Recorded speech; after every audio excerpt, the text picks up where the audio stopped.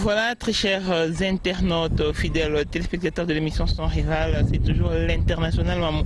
Autrement dit, Mireille Kalala, et cette fois-ci pour un nouveau numéro, je m'en vais recevoir pour vous, Monsieur Guy, qui est antiséquédiste. Vraiment, vous tenir une rigueur minité. Le journalisme étant un métier noble, vraiment, dans une obligation, il y a tout un plateau, et très récemment, j'ai reçu Maman Bernadette pour le compte de l'appareil sur ce plateau. Et voilà que sur ce même plateau, je reçois maintenant Guy, qui est antiséquédiste, il veut à se déchaîner, peut s'exprimer vraiment librement. C'est une conception concernant l'actualité. Bonjour Guy. Bonjour maman, comment vous? Ça va, bon you? Mais bien qu'il te ressemble. Ok, tobika ndenge actualité pendant ezara moko ya marche ya protestation contre le dialogue, le peuple s'est manifesté. Babelo il est critiqué pourquoi? Non, d'abord nous avons Tshisekedi déjà avait combattu depuis ça fait 32 ans pour battre s'exprimer ndengana. Vous vous souvenez à l'époque so battre marcher ndengana na faire des comptes ba marche de Sili ezake to compter ba mort. Mais aujourd'hui, grâce à Dieu, grâce à l'ITP, Papa Etienne Tshisekedi Daosala, nous nous rendons compte que la marche contre sous-soumettre jusqu'à la Tina Souka marche, en tout cas, ça, c'est victoire pour nous d'abord. Victoire par rapport à quoi? Alors que le peuple s'est manifesté contre les dialogues, le peuple a mis Etienne Tshisekedi dans un cercueil. Non, d'abord, il a manifesté. Qui manifestait et qui ne manifestait pas? Bisson est au manifestation. Tous compter mort, tous compter blessé, tous compter n'engagement sur dans Congo par rapport à l'Okwana. Mais si aujourd'hui tout le monde batu oyo, babando telemena et loko oyo biso bando telo do belaki, il faut ça la na Congo. Les lois ils vont c'est-à-dire comme se réjouir nango. Yango do lobaki tout ça c'est-à-dire tout la qui c'est le mot le que batu o bando que nous sommes des victorieux et tout par rapport à ça. Oh victoire parce que batu basali et loko bino bo innovaki. Mais le basalon va s'élever, le peuple s'est levé contre l'UDP. Peuple et contre la décision d'Etienne Tshisekedi. Non, au moins il y a adolescents politiques. Vous comprenez? Dans le monde, il y a boboti mwana. Mwana 8 première année, deuxième année jusqu'à 16 ans. Ce mwana comme à âge 17 ans, ba parti à comment se développer, au moins mwana za sensation mo boye comme ozoa. Peut-être abandozo ngana ndako 13h avant lobby au moins comme ozo ngana ndako 14h, 15h, 16h. Encore que ayebipe et loko koyeba so l'union la kisaye avec non tikangai bona bobo les lendemain to lobby kuna ceux qui moi na tombé victime peut-être a tombé to lo baki azuize mina la bala ou bien mutumo va salir vanti ou bien o ya mobali par contre ignorance na ba niveau na akeipe apesi moi na peut-être ko zazemi contraire et loko koyela na vie c'est là où il va se rendre compte papa bando ebisanga makambo azaki na raison, maman bando ebisanga makambo azaki na raison. Alors moi je ne vois pas qu'aujourd'hui ce bateau na batelemi en quoi que si tel batemi l'aura population, ouais, d'accord, mais si dans l'air esprits bah on va concevoir que bah comme bah politicien, ça c'est faux. Politicien ou pas, tu sais qu'il a été mis dans un cercueil. Le peuple a dit paix à son âme, quelle est ta réaction?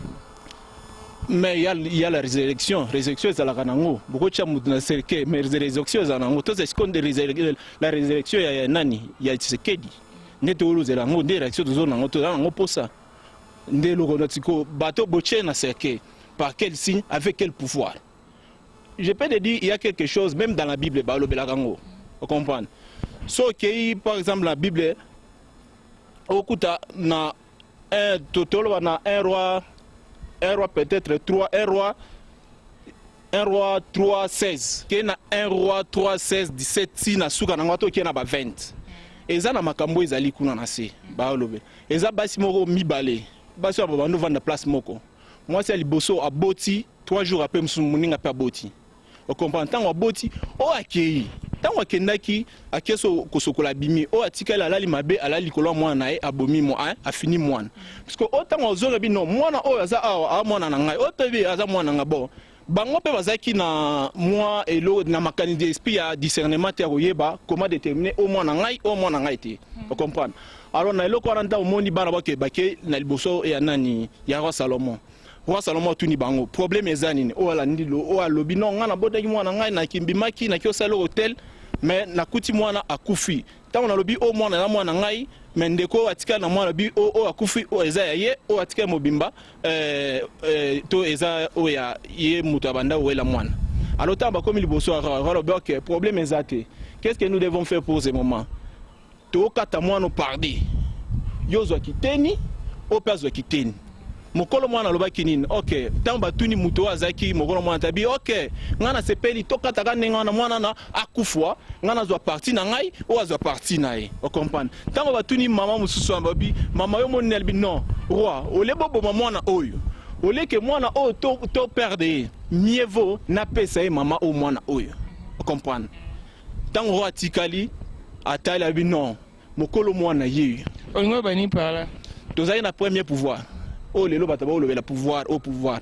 problème que liboso to bandolo ba makambo surtout na colonisation et abamindeli to bunditi colonisation c'est-à-dire qu'on maltraiter noir qu'on pèse musala makasi musala sans valeur ça ni quoi to longa na loko na Lumumba aujourd'hui a eu pouvoir tant on dit pouvoir il nous a rassemblé tous ba chebiso liboso mais bandeko na biso nego za kabo non nous sommes les Congolais za biso ba Congolais za biso ok problème ezate Congo yo lobi Congo za yo lobi Congo za ngai bon structure là to placer structure to kendeti to mona ndenge ya otambisa mboka to bandi wana ti to komi na ba 60 au milité Mobutu abomi il a sacrifié son frère aleki to komi na troisième gouvernement na to ke to lité to chamboka na rai tolite to chamboka narai les gens oh lelo to mona lelo bataba telema libanda baolo ba makambo ya Congo o to ba na kombo peuple même la Bible tout ça to geda ata musika na kozo ngate to komi na deuxième république wana bato babanda koboya eloko basali lelo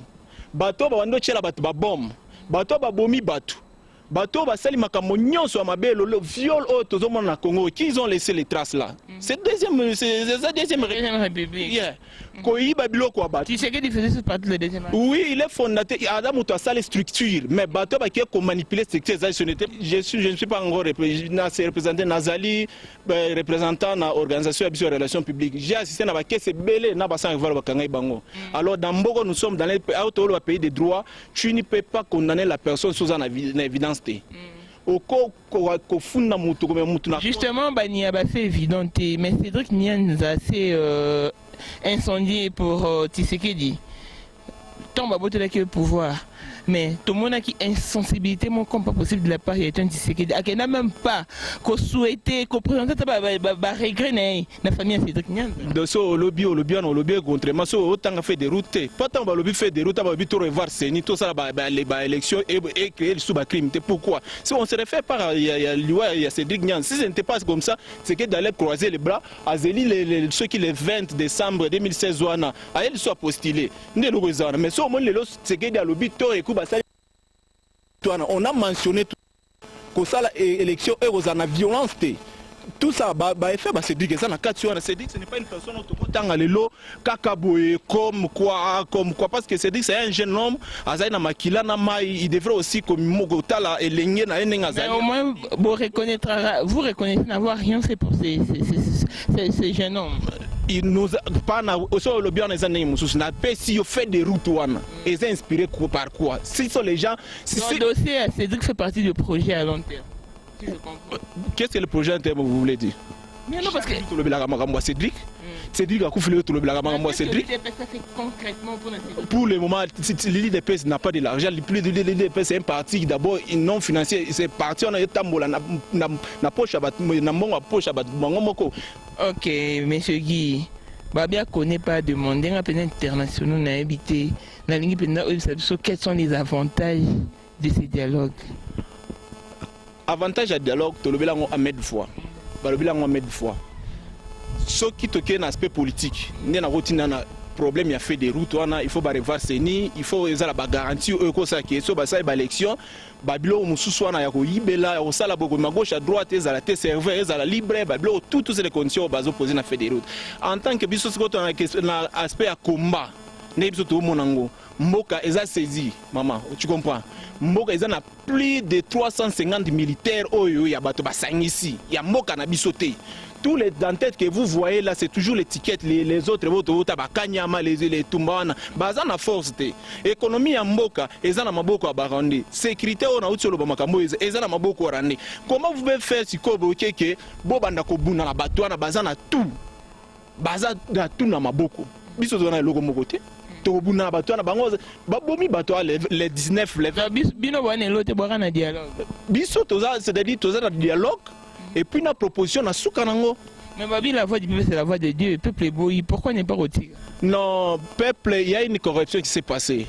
Au Moni, il y a une corruption. Maman, je peux vous dire, c'est la Bible, moi, c'est ce que vous avez posé à Congo, c'est le moment d'abord où Toko Sangana, tu vas ni place, moi, trouver solution. Comment aller intégrer l'institution à Congo en exercice sur place? Pour te changer ma cam. Ceux qui ont ça la révolution en Afrique d'ici dans ce peut-être je ne sais pas si 1200 km peut-être na Kinshasa na la révolution. C'est-à-dire ezana c'est wana to lukaka ko influencer ba musume kozana ba fait na kati ya mboka te. Tu vois, c'est un peu ça. OK, je sais que homme avec grand âge Constant Mbala, docteur Constant Mbala de Washington qui séjourne actuellement à Kinshasa est en train de nous suivre à la lettre. Cédric Nyanza, Siko Benza, Soabi, Opesa Benza, Etienne Tshisekedi Wamulumba conseil pendant 2 petites secondes au Koebiseni. Son Excellence docteur Etienne Tshisekedi. Nous avons été dernière toi aux Ouakaba décision à mettre fois to Kondanakayo. Il y a des décisions au bateau ce n'est pas pour la première fois au en tant que leader par rapport à des décisions qu'il a prises.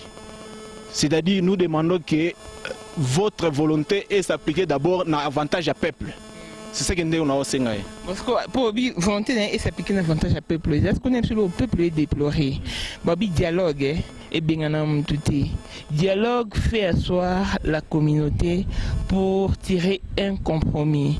Et puis dans souka bazo banga que glissement est là. Il y a des peuples et autres protester contre dialogue. Maman omoni okobanda au cas où glissement ça. Okobanda te kobunda na mutu ozana mutu anyongo na yo aboyo futa yo olandi ete oyebisi batu te oyoki proposition mutu te kaka boyo ndenge wana bon ne mutu wana yebisa nga na kopesa mbongo na kopesa mbongo le jour omoni bon lelo jour wana mieux ka lelo eza lelo mutu apesa okoti na ndako mutu maloko papa okoti ozwi biloko ozwi o na boto le poste na mama so leta ye ozaki na réseau ba yebisa osali saisie illégale. Mais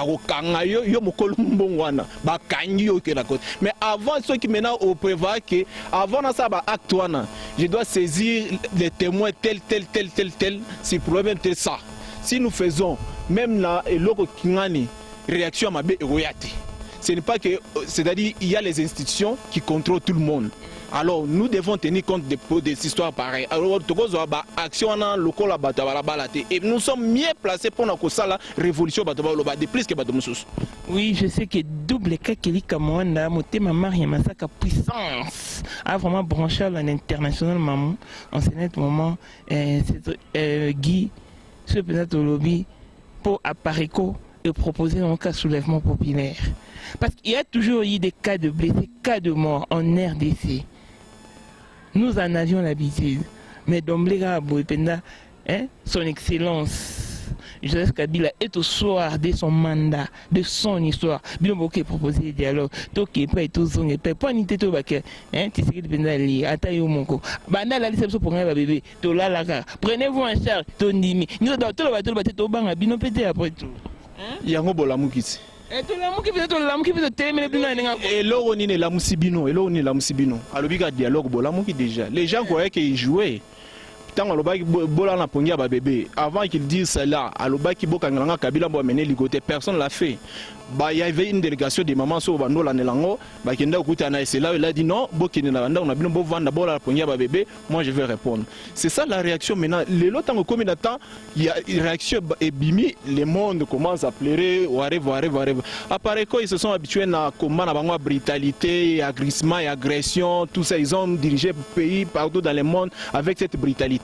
Si aujourd'hui, même si faire la révolution, même rébellion, si on entend les noms de ces gens qui se sont impliqués dans le combo qui a libéré le pays, je ne suis pas si même base arrière à Pamba va couper sa bango. Le moment propice à quoi qu'on proposait dialogue, c'était en 2011. Tant que d'abord Botola avait pouvoir, il ne l'a pas fait. Pourquoi seulement avoir attendu ces moments? Tant que pas tous on pas. Atabino mon perso bozo beta bien te pendagi. Bon comprendre que to beta bien te. La voix du peuple c'est la voix des botika ko et l'or les tiki ezate ba moi maela yo kakabino mo yo te poani. Ya bino le sous te mette mais ko mutu makasi. Au moni na problème na mi toza na problème toza na ngo awa. Ko marquer volonté, je peux na perso exemple. Au moins en Afrique du Sud. ANC bunda te koleka PSI. ANC bunda te ba parti eze belé au bunda en Afrique du Sud. Comprendre. Tant Manela bimi libanda et qui a proposé dialogue. Tobenga bango be préver ba yebi nem le service de renseignement d'ici, ba yebi tout ce qui se passe. Ba yebi Congo ezo qui na ta négociation. Même si aux Hollande ba ta négociation, na ta négociation oyo. Pour moi, je dis parce que notre pays est en maboko nzambe, c'est Dieu qui nous a fait à ça qui soit grâce. So Hollandi ba sud-africain na période de négociation tamuke au bazaki. Les noirs bango pe bazaki niet pour les blancs qui dirigent les pays et c'était que surtout du pouvoir tous les blancs doivent quitter le pays. Ba côté ba miner les pays bazaki na décision pas de questions avec les blancs. C'est pas question avec les noirs. Les noirs, diriger Mbokati, quel que soit les embargos, les sanctions aux communautés internationales, ils s'en foutent. Parce que les blancs, l'industrie à transformation, il se suffisait. C'est-à-dire qu'ils n'avaient pas de population locale, ils étaient à mesure, c'est-à-dire à consommer les blancs. C'est-à-dire qu'ils s'en foudraient de l'air des choses. Alors, tant qu'on a les Christians, papa Bomega Koufa Ponanine, ils avaient bloqué à se poser. Christian, c'est grand leader dans Mboko. Christian, c'est grand leader, c'est-à-dire il n'y avait pas la personne qui s'oppose, qui challengeait Mandela comme Christiani. Alors, tant que bateau, il influençait les jeunes gens, le boycotté négociation. Alors, la contraire à Makamouana, qu'est-ce qui s'est passé? Il y avait une bagarre entre deux cas, trois cas. Bateau Bakoufa qui est belé. Il y a ici, quand on dit Nana Negomoko sud-africain, Azo Seka, qu'est-ce qui se passe? Na expliqué ce qu'il faut. Il y a biso dit, il y a bino boza bien, il y a biso bateau bomani ya kobomana boyi. Entre autres, papa Tabombe qui a Koufwa, Aza victime à Bilokwana. Cristiano, Aza grand leader, Aza victime à Bilokwana. Bateau PSI, 20 leaders à PSI. Basé en prison jusqu'alors. Depuis 1994, qui devrait être en vie même. Si les lots basé en prison. Les 16 années prochaines, basé en manifestation, on a 4 sur une partie politique, on a une propagande, il y a balité battant Malibanda. Alors, tant qu'on a une négociation, décision à dire. Au moment où Zaboué, la décision, tu ne sais pas, vous avez dit qu'on a décision à vie. Il n'y a aucune chose pour ça, la maman. Ok, je sais que Jean-Pierre Kibé, c'est de Panama. Je dis les petits de mon Konzachache à brancher pendant l'international en ce net moment. Monsieur Guy, au cas où dialogue est simité, ou après dialogue, son excellence jusqu'à Bilabi en CDT. Boïb Sepsoni. Bissot aux en c'est-à-dire nous sommes mieux placés pour la révolution. C'est-à-dire au moment où on a c'est-à-dire sa révolution, même la communauté internationale, côté la Kabila, on aura toutes les raisons pour que non, Moutoto Memina il a saisi le pouvoir, Koufi, il a fraudé, Abomi, nous l'amenons dans la voie normale, il y a Kokinde, Aboyi, aligné à saisir le pouvoir. C'est là où maintenant le peuple qui veut s'en charger, tout le monde, c'est-à-dire. C'est quoi pour recourir un peuple? Vous avez un peuple. Le peuple contre vous, c'est Non, ça je dis autrement. Il y a une manipulation de la population qui s'est passée. Tant que Tshisekedi Azouaki qui pour nommer premier ministre na SNS wana. C'est la même chose, si vous vous souvenez, c'est la même chose qu'on a financé les bateaux Batambola qui canne au monde Batamboli lelo. Tu vois, les gens ont marché. Alors, nous, c'est-à-dire, on ne peut pas être, c'est-à-dire, qu'on s'appuie sur minorité à Batou, oh, bazo sala et loko pona komema Congo na liwa. Puisque Congo na ministre so échappé biso. Na ministre échappé biso que toi même on a mandu biso, toi même on a mandu que sous 20 ans. Biso zo sala dialogue na proposition. Vous comprenez? Proposition na biso il y a autre. Toujours penser on fait des makambo Hollande. Alors Batou so ko bazo sala combat, il n'y a pas une proposition. Proposition n'a pas un coup d'état. Il faut passer la coup d'état, qui doit remplacer, à qui doit pouvoir, et ça la clame au boyer, il y a pas tout qui va s'attaquer si quoi, qu'aux ça régime à Kalao et Zaki Liboso. Je sais que les Zawana, tu sais que quand tu es au sala, tu as vu que si Kengo lelo Kengo azosala Kengo ko ya piquer crise pourquoi parce que ayoka ki ba plan nyonso basala contre Kabila et politique mais ayoka ki comme il connaît bien Kabila que c'est un mutu moko azaka mutu esalaka bien te c'est un sanguinaire Kengo ko ya ki makale kalika ya vide bout ezala habitude na yeso azaka devant équation à retrouver solution te waka ke appliquer crise tango appliquer crise des jours bomona na poto et loko Kengo ko ndelo otana ba Kabila renseignement service à renseignement même les Congolais toza lâche toza maman c'est trop c'est ridicule biloko c'est ridicule. C'est ridicule. Heureusement que les ridicules ne tuent pas. Parce que si les ridicules tuent, vraiment, tu as vu que tu vraiment, va PC confiance. Le peuple a tellement cru en lui. Mais le peuple, c'est ce même peuple qui est dessus. Monsieur Guilo, vraiment, va internet va retenir. Le même peuple. Moni bateau, baza yozo benga peuple. Non, parce qu'ils font partie des Congolais. Oui, je n'en disconviens pas. La majorité d'entre eux, quelles sont les anciennes fonctions? Au moins, les manifestation. Ce sont les gens d'abord qui ont identité, soit disant qu'ils étaient attaqués. Ce ne sont pas eux qui devraient être qualifiés comme les réfugiés dans la porte de Mikanda. Les gens qui étaient vraiment victimes de la souffrance. Ce sont les mêmes gens qui ont Congo. Ils ont violé le Congo. Qu'est-ce que ces gens-là n'ont pas fait? Qu'est-ce que ces gens n'ont pas fait? Vous savez combien ça a coûté la vie des gens par rapport à Makamboata Bassal na Congo? Makambotou c'est basé sur quoi, maman? Parce que Félix Tshisekedi a bimé à sa campagne tournoi na Lubumbashi, à Sali na Goma, à Sali na Mbujima, à Sali na Kinshasa, et ce système mutema mabe en Rwanda, liboso abatu. Pour cette violence et la haine à Salaki. Tu peux t'imaginer que le massacre à Kassayo Basala na Katanga les années il y a 20 ans passés. Tu as une image. Mais tant que Félix Tshisekedi a se prononcé na Lubumbashi, maman tu sais c'est ça la chair de pour mon image na babo qui na internet bah. Deuxième temps na mon babo qui boussou bah. Mais même pendant tout ce temps où est cette image?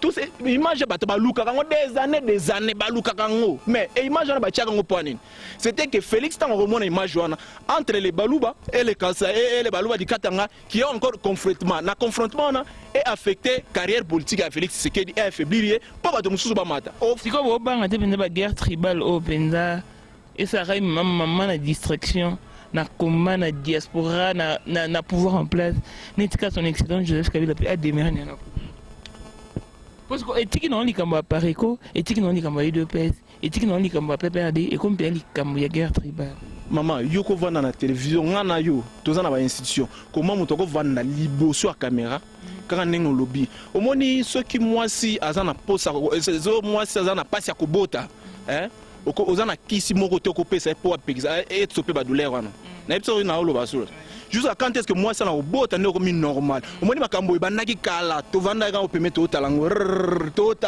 omoni le eboti mwana ozo benga tribalisme na eboye uti na muno na biso te bango ne babanaki et uti na muno na biso ba banaki bino pe ba proposer face à la guerre tribale face à la guerre nous omoni biso si y a les gens au ba instauré c'est-à-dire les gens pacifiques na Congo nous sommes parmi bato liboso en exemple c'est que dire on avant tout le monde bateau ok si ne prend même plan international va reconnaître les rassembleurs à Tshisekedi pour le Congo mais comment tu peux me dire que tout ça va tribal il faut y en avoir preuve de ça va tribal. Ok, je sais que Améline,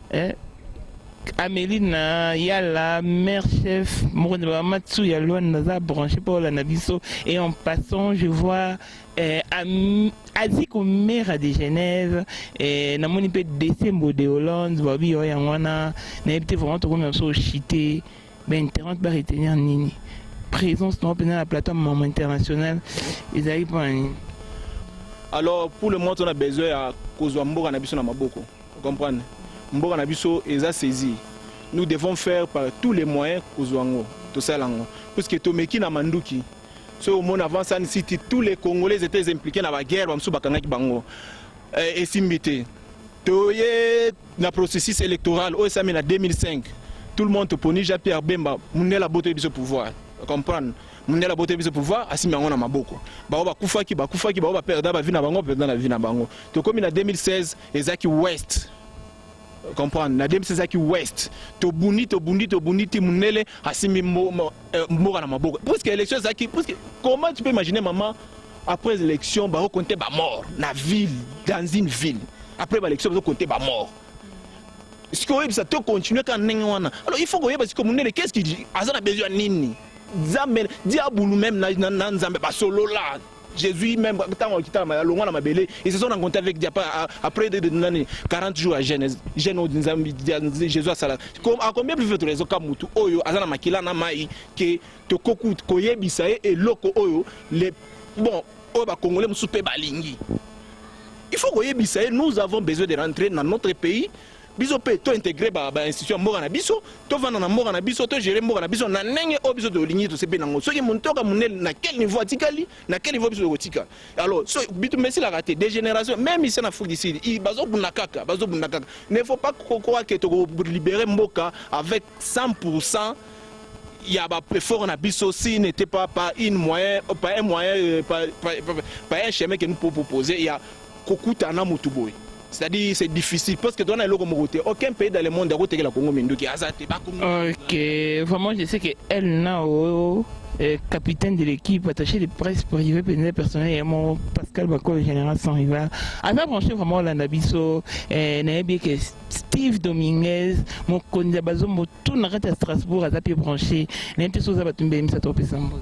Te maman biso pesa batumbo te ngana combattant na au travers ça misa tout zali na sala na relation publique alors so na pesi moninga mbote que lobby na kikuta na moninga msu quelque part que c'est pas na mboda mtu ne quoi affecter misala ngona sala alors pour ça na opesa kaka bandeko oyo basala ki bazaki na marche il y a les 28 courage na ba oba kenda contre pour la marche ezaki de ce courage alors puisque on à part ce qui s'est passé qui est comme affrontement na bagarre wana alors il gars na nenga bien te na ko exciter batu ko sala ba violence na niveau na nenga wana te ezaki bien te on comprend marche wana nenga zalaki d'après moi sans haine sans jalousie sans quoi il y avait une bonne conduite au moni to moni ba marshal bazaki na moni ba marshal bazaki il n'y avait pas les insulte individuel particulier quoi.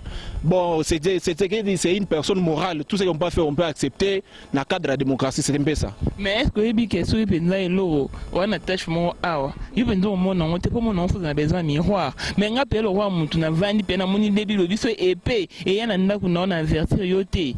C'est que ma benne est quoi là, babelo le kitike zate, biso tout le monde a payé attaché ça, ah tout le monde a épée de quoi nda na bino vraiment très cher internautes, tout le monde est vraiment souka, et Bobby Alain Poussakana, et dans les Beauvais, et Bobby Yves Malou, JVC, papa de l'ébé, na www.kintasamakambo.com, Balobi, Serge Madiam, moi Kounia Badinabi, et Bobby Lisée, Chibola, mon andi, Bobby Fréchi Kabema, Bobby, quelle éloquence, Bobby Ethan Kalala, le masque de son père, VKK, l'autrement du maître Saloupa, et Balobi vraiment, toute la confrérie de la maison sans rival.